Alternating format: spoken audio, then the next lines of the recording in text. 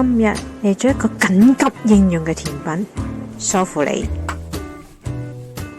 點解叫佢緊急應用呢？因為由做至焗嘅過程半粒鐘就可以出爐，而且材料只有4樣。而當你屋企物資唔夠，女朋友突然間想食個甜品，你就可以做呢個。不過材料一樣特別嘅呢，就係一定要用黑朱古力，因為黑朱古力有穩定結構嘅能力。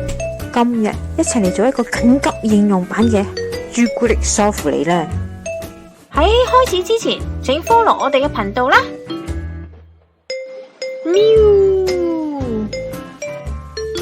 都話緊急版，材料只有4樣：奶、黑朱古力、蛋白同糖。所有材料混合之前，一樣嘢非常之重要，整好你嘅梳芙梨杯。準備半溶化嘅牛油，牛油冰箱攞出，可以將佢切開少少，煲一煲佢，等佢溶化。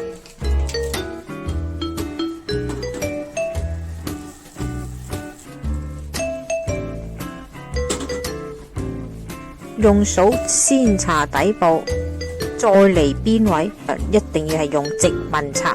直紋係有助梳芙梨向上升高，求其搽梳芙梨就會升得唔平均。再灑上砂糖，確保每一個位置都有砂糖覆蓋。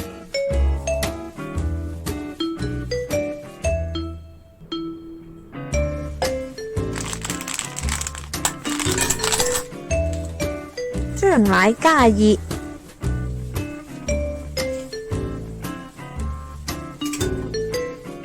倒入黑朱古力之中，混合直至朱古力完全融化。點非常之重要啊！再嚟蛋白嘅部分，一定要用新鮮蛋，經過巴消毒法嘅蛋呢，比較升唔起㗎。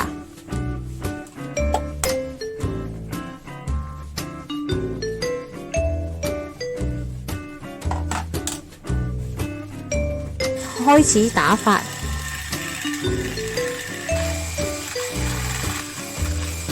加入糖，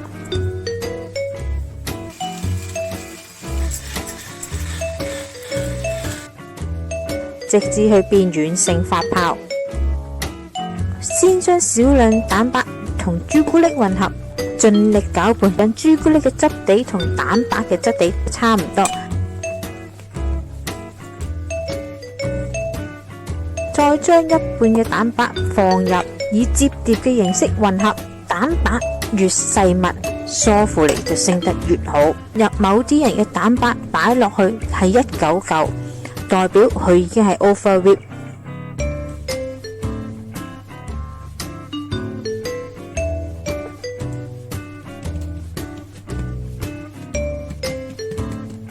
用手指刮一刮嗰邊，有助佢升起。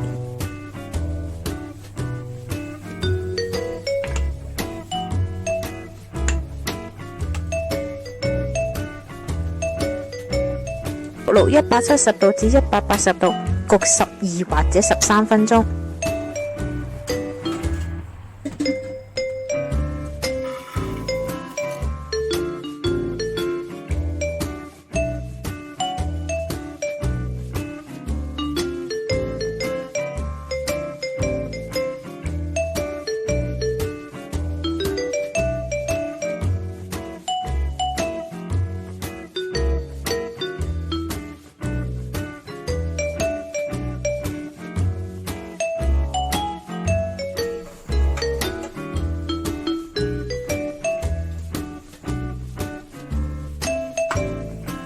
由出嚟嗰刻就要即刻食用，加咗穩定劑入去，企立嘅時間就會加長。